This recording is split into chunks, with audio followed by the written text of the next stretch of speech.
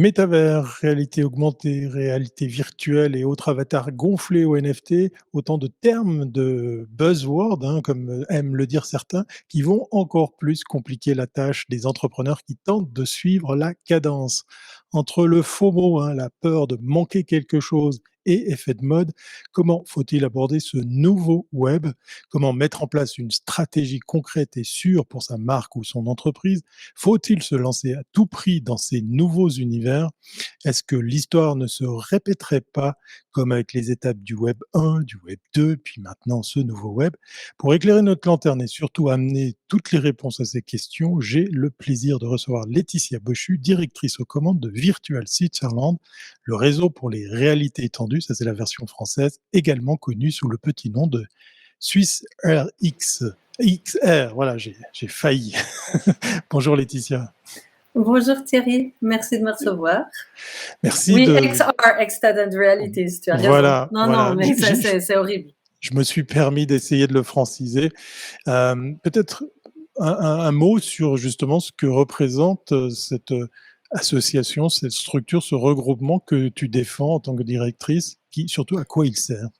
Oui, merci beaucoup. Oui, effectivement. Donc, nous sommes actifs avec l'association Virtual Switzerland depuis 2017. Hein. Elle a été fondée en 2016 par Cécilia Charbonnier, la directrice et cofondatrice de Artanim, la fondation Artanim, et de Dreamscape Immersive, qui est un grand nom, en fait, dans les XR, comme on l'a dit, qui est très connu, parce qu'elle a d'ailleurs une cinquantaine d'employés à Culver City, Los Angeles. Et ici aussi, à Mérin, ils ont un grand studio. Et donc, c'est une des personnes les plus à même de défendre cette cause en Suisse. Et c'est pour ça qu'elle a lancé cette association qui, à l'époque, était soutenue par InnoSuisse. Et donc, notre mission première était le transfert technologique, mais pas seulement. C'était aussi de fédérer, de regrouper tous les acteurs en lien avec les réalités augmentées, virtuelles et mixtes dans toute la Suisse, à travers l'académia, le privé, le public et bien entendu les entrepreneurs, les agences et les artistes individuels. Et donc l'idée aujourd'hui qui continue, n'est-ce pas, c'est de promouvoir et d'encourager le développement, le transfert technologique toujours bien entendu, et aussi de faciliter la mise en lien et le développement business de ces technologies ici, et aussi la création numérique, parce que le tip of the iceberg, vraiment, c'est tout ce qui est création et art immersif. D'ailleurs, si vous avez eu l'occasion de pouvoir tester un contenu de réalité virtuelle, certainement que ça aura été soit du gaming, soit un contenu plutôt d'ordre entertainment ou média. Je ne sais pas, Thierry, qu'est-ce que tu as, toi, testé comme contenu? Alors, moi, je me suis permis de tester beaucoup de choses, mais j'ai toujours, et puis c'est un peu une déformation professionnelle, je me suis toujours demandé comment je pouvais faire le lien avec un usage pratique.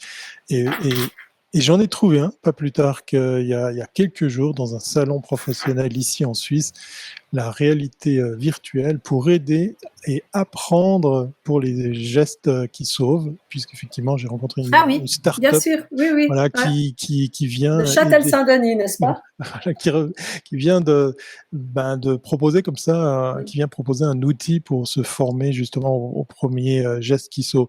Tu as lâché le mot contenu, c'est quand même un des maîtres mots de ces univers.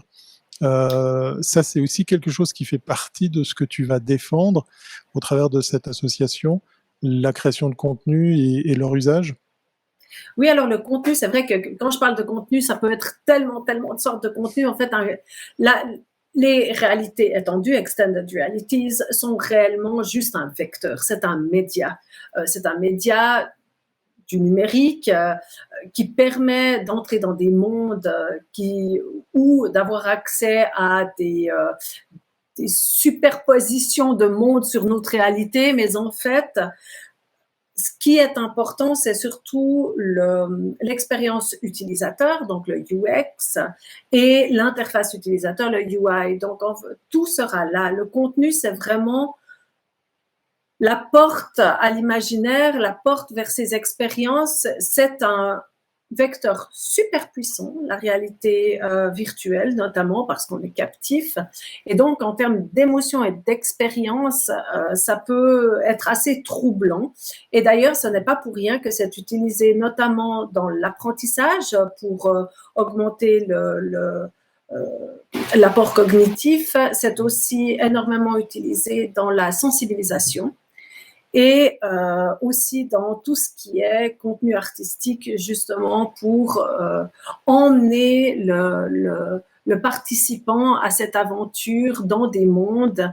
Et il y a comme ça certains chefs-d'œuvre qui font partie, si on veut bien, des milestones de ce très jeune média. Donc, c'est un peu, on est en train d'écrire l'histoire comme on écrivait l'histoire du cinéma, par exemple, avec Méliès au siècle dernier. Donc, on en est là aujourd'hui.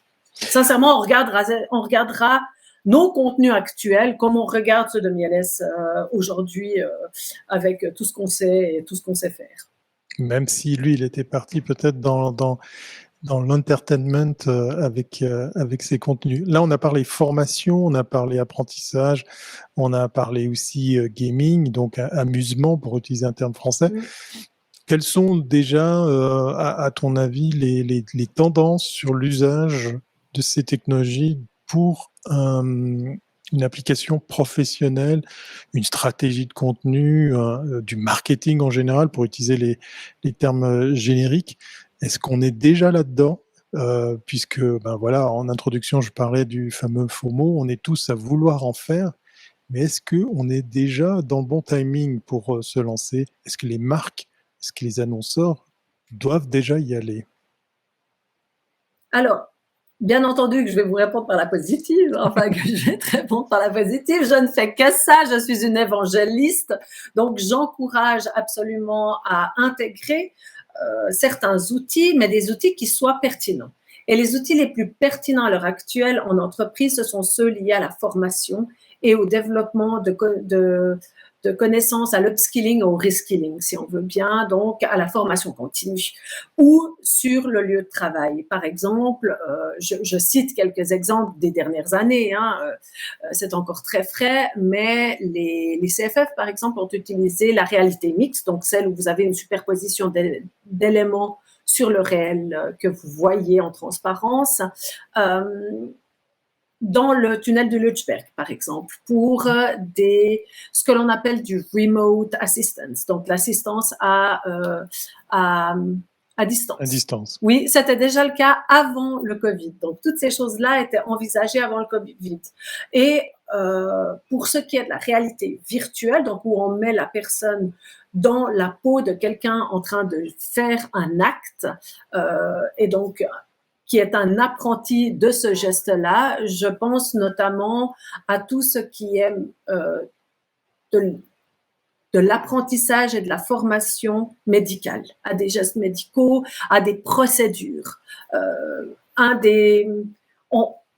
On vient bien entendu d'une tradition de formation par simulateur. Les simulateurs, c'était des simulateurs de vol, c'était des gros engins dans lesquels on entrait et où on avait l'impression d'être dans un cockpit. Aujourd'hui, vous avez le cockpit qui a réellement la taille d'un casque VR. Et donc, c'est ça aussi, l'avancée des formations, c'est d'avoir le potentiel d'un environnement qui souvent est un environnement soit lié à des dangers ou à des éléments très chers ou à des gestes répétitifs. Et lorsque vous avez ces éléments-là, c'est un bon début pour se dire, tiens, il y a peut-être un potentiel pour mettre en place un contenu VR de formation qui soit scalable, bien entendu. Désolée pour le franglais, c'est toujours scalable, Thierry? On va dire commercialisable. Oui, voilà, il y a plein de synonymes. Là, tu parles beaucoup de la formation. Est-ce que du coup, c'est une étape obligée parce que c'est par là qu'on va pouvoir commencer à utiliser ces outils, par exemple, ces contenus pour l'utiliser à des fins professionnelles? Est-ce que, d'après toi, les marques qui se lancent ou qui se lanceraient sur ces univers? C'est beaucoup trop tôt? Ou est-ce que c'est un problème, on cite très souvent la problématique du casque, c'est pas forcément démocratisé, c'est pas tout le monde qui en possède et donc de ce fait, c'est pas forcément là maintenant qu'on va pouvoir s'adresser à une audience très, très large. Quelle vision tu as là-dessus? Est-ce qu'on va devoir continuer à franchir des étapes avant d'y arriver ou c'est aussi un problème technique ou d'adoption? Alors, j'ai l'impression plutôt qu'on est dans une posture attentiste, n'est-ce pas? Donc, on attend de voir ce qui se passe ailleurs pour ensuite se dire, tiens, ça vaut la peine. Ils ont généré effectivement une baisse de coûts et un gain de revenus, donc allons-y aussi. Mais en fait, tout ceci est déjà avéré. Accenture dernièrement a fait l'acquisition de milliers de casques pour ses employés, notamment en formation, bien entendu. D'autres ont aussi déjà passé l'étape, par exemple Lufthansa qui avait créé des centres de formation avec dispositifs VR intégrés qui permettaient de former beaucoup plus de monde avec énormément moins de coûts. Et donc, en termes de formation, c'est pour ça que j'en parlais, l'intégration, elle se fait de manière assez organique, ça vient. Ça vient, on en a encore on a un petit peu peur de ce gros machin qu'on met sur la tête. Ça, je l'accorde. Mais par exemple, si vous allez vers des marques européennes comme Vario qui est une marque finlandaise qui est c'est la meilleure marque au monde sur le marché, eh bien, leurs casques, eux, ils ont sincèrement ils sont prodigieux dans le sens où ils sont un peu lourds pour certains parce que, bien entendu, la tech est lourde, mais ils sont ergonomiques, ils sont incroyables en termes d'optique. Et puis, vous avez ça aussi qui se développe petit à petit, c'est-à-dire que l'ergonomie se fait de plus en plus agréable et surtout légère. Et avec l'avancée de ces casques qui deviennent de plus en plus légers, eh bien, vous les portez aussi de plus en plus longtemps. La seule chose, c'est qu'on a quand même toujours un écran devant les yeux. Et c'est pour ça qu'il y a énormément aussi de développements qui sont faits au niveau optique. Mais surtout, je dirais, la prochaine étape, c'est d'intégrer réellement les réalités mixtes et augmentées dans, par exemple, tout ce qui est prototypage et visualisation rapide, notamment dans les champs de la construction, de l'ingénierie, de l'urbanisme. Là, on a un petit peu plus de mal à franchir les étapes, quoique ce sont des outils qui vraiment se prêtent à tout ce qui est spatial, étant donné qu'on parle de spatial computing aussi. Donc, quand vous avez affaire, que ce soit de la biologie, de l'astronomie, le corps humain, comme je le disais, la construction et toute l'ingénierie, eh bien, finalement, même tout ce qui est électronique, etc., on peut imaginer que c'est intéressant de le percevoir en 3D et de pouvoir tourner autour et de jouer avec. Donc, toute donnée spatiale 3D est intéressante. Ça fait penser qu'on pourrait aussi transposer ça chez nos amis les créatifs, comme nous le vend un petit peu Mark Zuckerberg avec cet exemple-là de réunion où il retrouve ses collègues soit au travers d'avatars, soit au travers de simples webcams. On l'a vu pendant cette pandémie, le fait de ne pas pouvoir se réunir pour créer, pour imaginer, là je pense à nos amis des créatifs dans le monde de la communication, de la publicité, ça a été un sacré challenge, ça a été quand même quelque chose de compliqué, là où quand on se retrouve dans une salle ou dans un lieu physiquement, eh bien voilà, les idées circulent plus facilement, il y a le langage du corps, il y a les petits regards, il y a comme ça des petits réflexes très humains qui font que ça se passe différemment. Est-ce que tu vois là cette transposition possible? Là, on parle de la formation, mais on va vers, par exemple, la créativité. Est-ce que toi, tu sens ça comme étant une étape possible que, par exemple, bah, tiens, on se voit dans une heure sur tel ou tel métavers et on va bosser sur le concept XY, tous affublés de nos casques? Oui, c'est quelque chose qui se fait en fait déjà. On a notamment cet espace immersif qui s'appelle Museum of Other Realities, MOOR, où des artistes immersifs exposent dans des galeries immersives pour des visiteurs virtuels. Et donc, vous avez déjà enfin, on a un grand nombre de ces mondes qu'on appelle des environnements virtuels ou de la collaboration virtuelle ou du social VR, eh bien, qui sont très actifs, notamment Altspace, Rec Room. Enfin, il y en a certains qui ont des communautés, des concerts, qui sont des side events de festivals, ou alors qui sont carrément le forum qui était avant en real life, transposé en virtuel sur ces plateformes-là. Je pense notamment à Sundance cette année et les années précédentes. Et donc, oui, là, on a déjà effectué le pas de se rencontrer de manière sociale.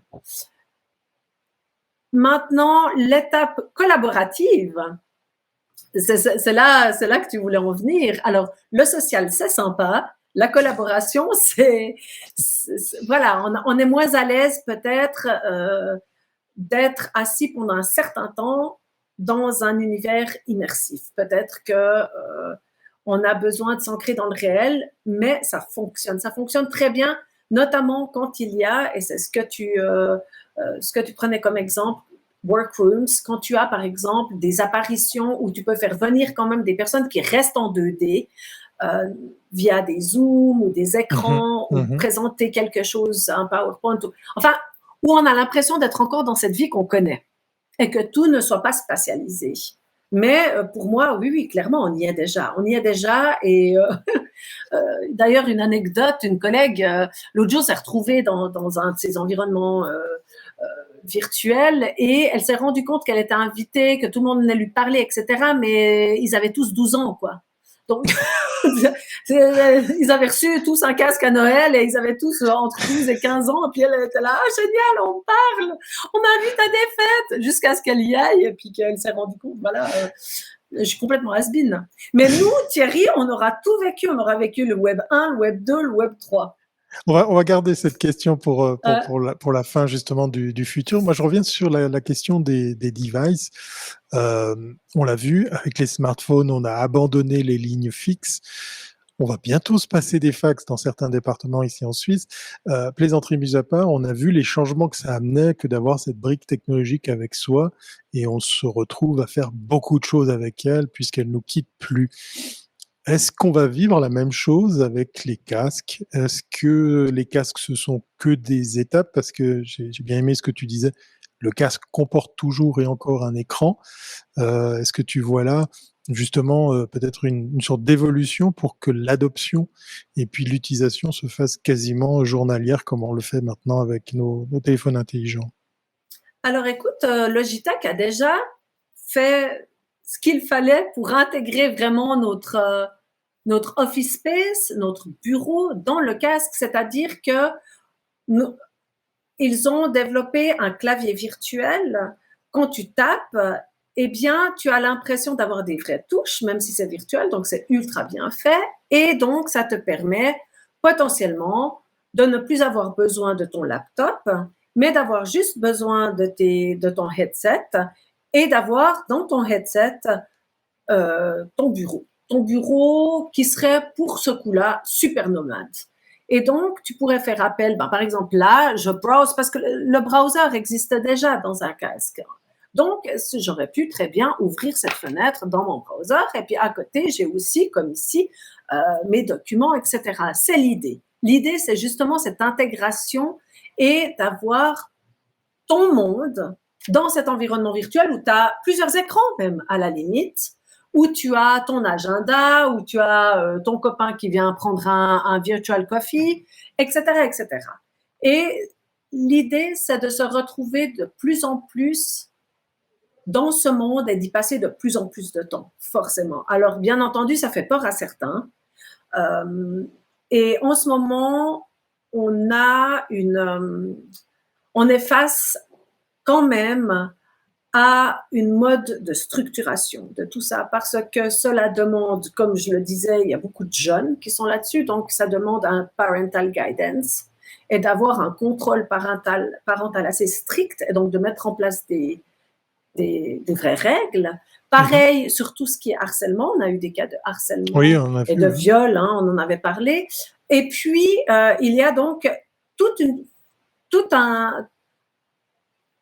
En fait, on doit mettre en place toutes ces règles de conduite qui sont déjà euh, exigées par certaines applications lorsqu'on les utilise, mais qui devraient être comme un smartphone à, à, à l'entrée du monde virtuel.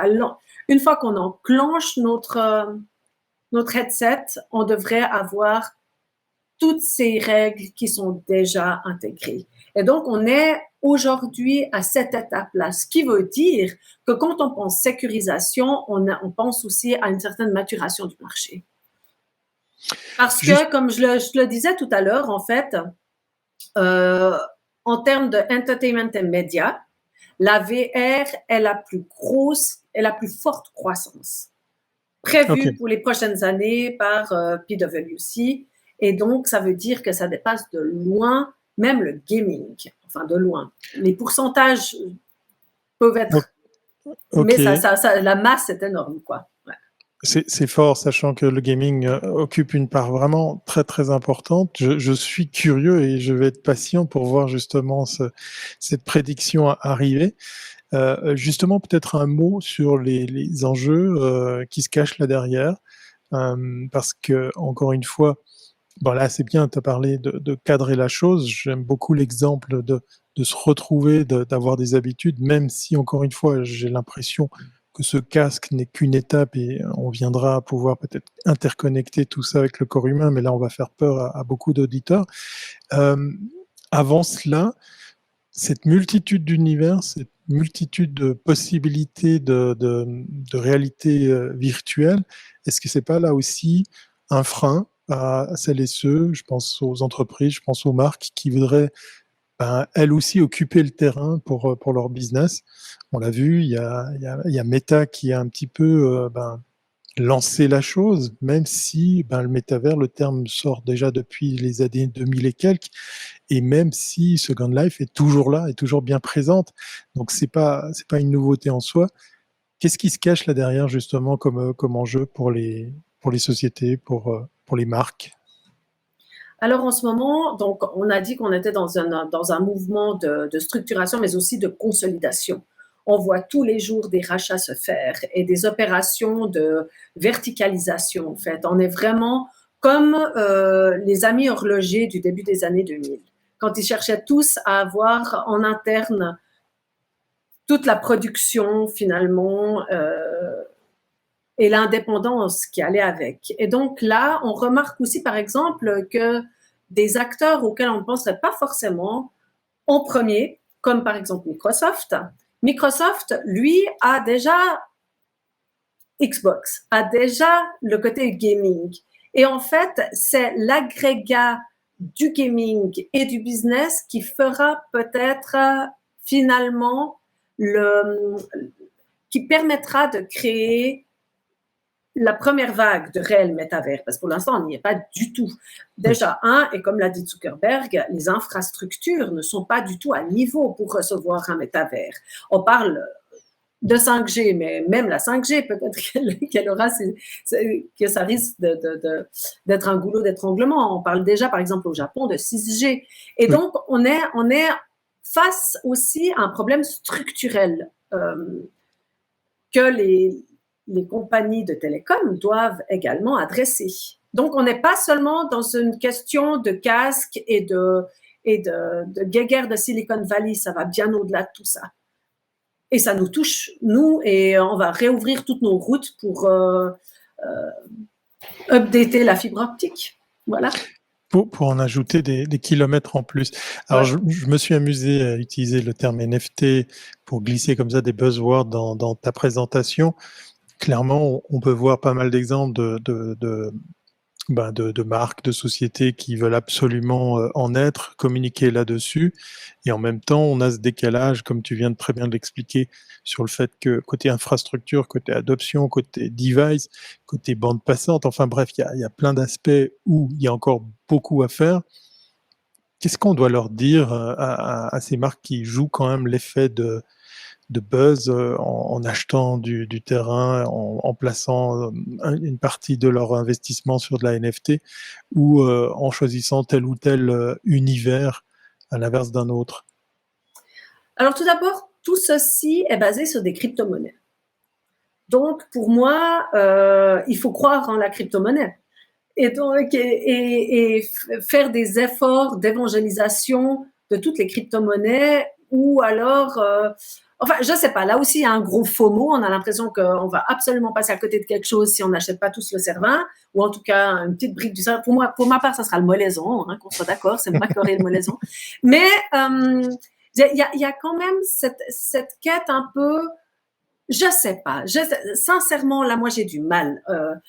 Parce que vous avez une Chelsea Manning qui dit whatever, il y en a d'autres qui disent oui, bien sûr, il faut absolument y être. Et puis tout ça, finalement, à l'aune du numérique responsable, moi, c'est là où tout d'un coup, je bug complètement, quoi. Je me dis, mais quid, devrait-on pas peut-être d'abord passer par une forme de lean digitization, ou en tout cas lean coding, lean whatever, et ensuite parler des crypto-monnaies et d'aller investir dans Decentraland et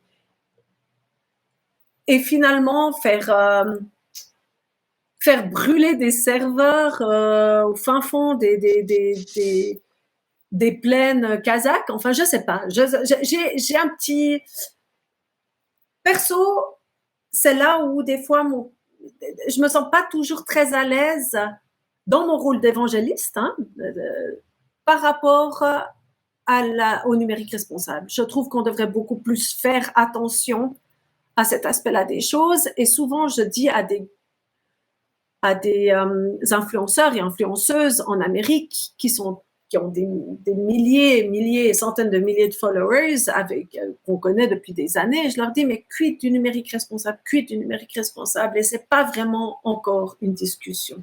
Et donc, avant de parler des NFT, les NFT, certes, vous avez vous avez en gros, tout le monde peut acheter un petit JPEG, quoi, si vous avez quelques sous sur la blockchain, pourquoi pas.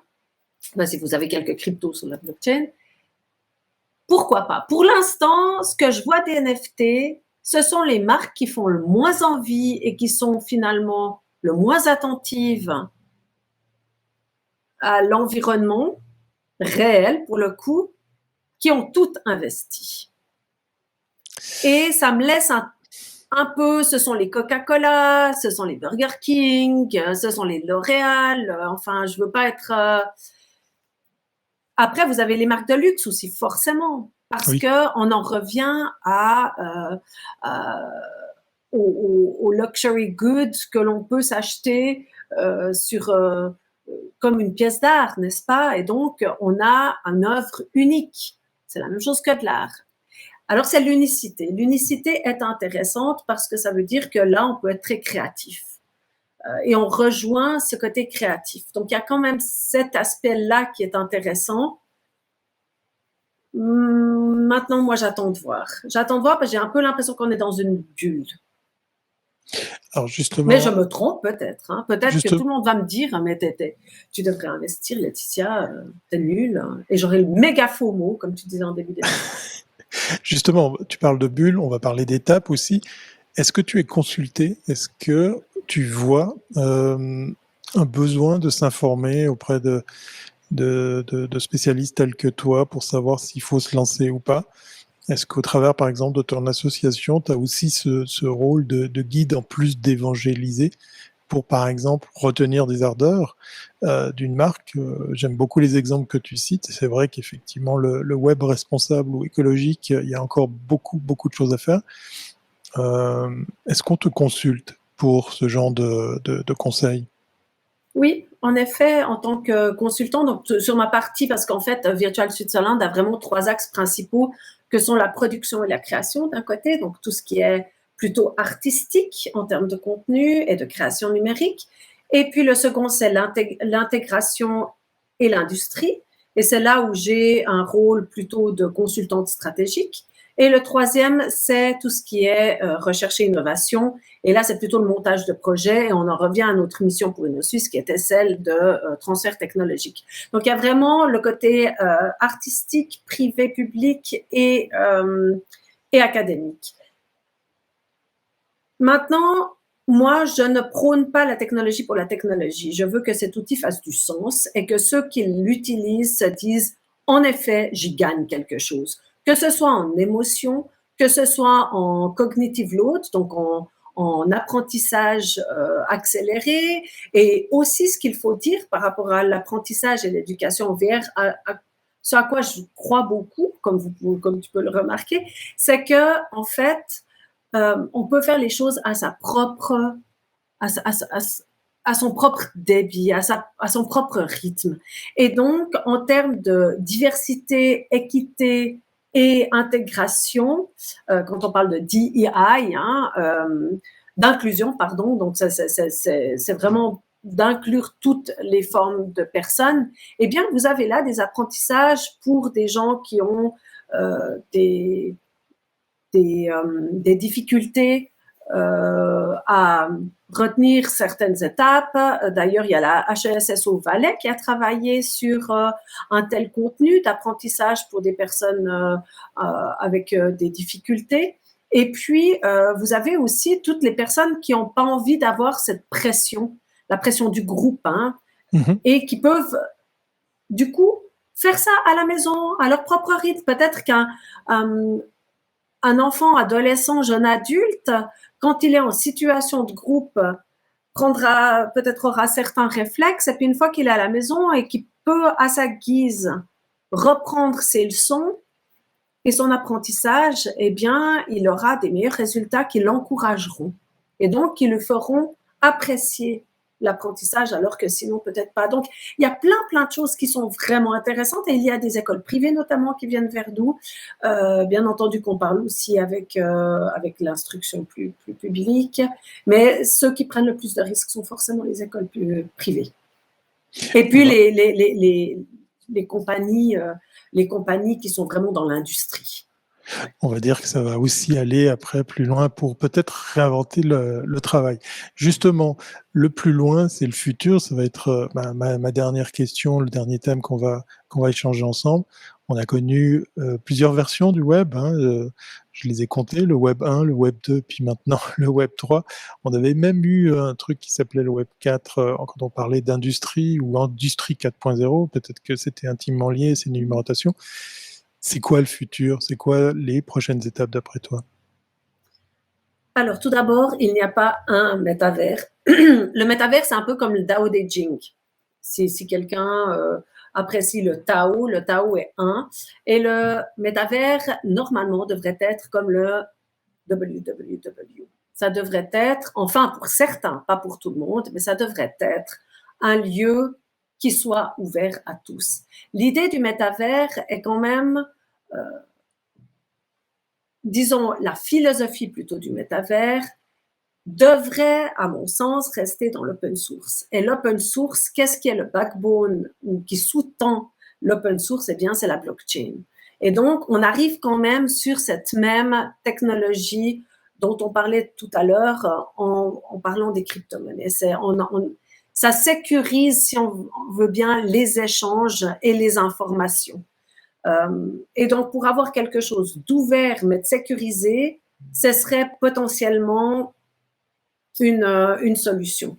Maintenant, on risque d'avoir pas un seul métavers, mais plutôt plusieurs métavers. Pour l'instant, on a des micro-métavers. Ce dont on parlait tout à l'heure, ces environnements virtuels où on se retrouve pour travailler, faire la fête, aller écouter un concert, être à un festival auquel on ne peut pas se rendre en présentiel. Eh bien, ce sont des étapes vers un métavers. On n'y est pas encore. Moi, je ne sais même pas de quoi sera. En fait, il y a aussi toute la partie des hologrammes. Parce que à l'heure actuelle, on peut déjà se se déplacer dans le métavers, si on veut bien. Qu'est-ce qu'on avait dit déjà la dernière fois? Qu'on pouvait se téléporter. Voilà. Et donc, la téléportation est un sujet du métavers, mais la téléportation, pour l'instant, est très restreinte et très fuzzy. Et ça demande énormément de technique. Et donc, voilà, il va falloir affiner la technique, la rendre plus agile, plus légère, de tous côtés. Et puis, de l'autre côté, donner un immense coup de puissance à la technique, pour le coup, à la bande passante. Et on n'a encore pas du tout pensé aux chips. Parce que tout ceci, si on n'a pas notre fameuse petite chip, notre microprocesseur, eh bien, on est embêté.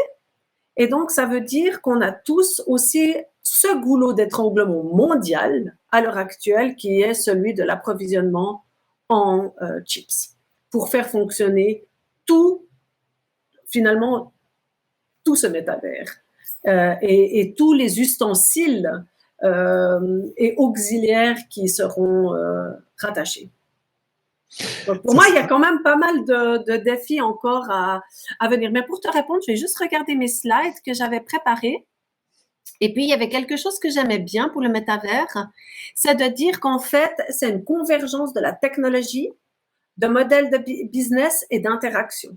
Si vous avez les trois, si vous pouvez faire du business réel, sonnant trébuchant, hein, comme on le voit déjà aujourd'hui avec des NFT et puis certains baskets et vêtements, etc., la technologie qui fonctionne et qui a assez de power, et ensuite des interactions qui sont quasiment aussi naturelles que ce que l'on fait maintenant. Parce que moi qui parle beaucoup avec les mains, ce qui est génial en réalité virtuelle, c'est que de plus en plus, vous n'avez plus besoin d'avoir les manettes. Moi, je suis nulle aux manettes, mais vous pouvez tout faire avec les mains. C'est super. Voilà. Donc, et puis toi et moi, de toute manière, on a des lunettes, donc bientôt, on pourra juste faire tac, tac.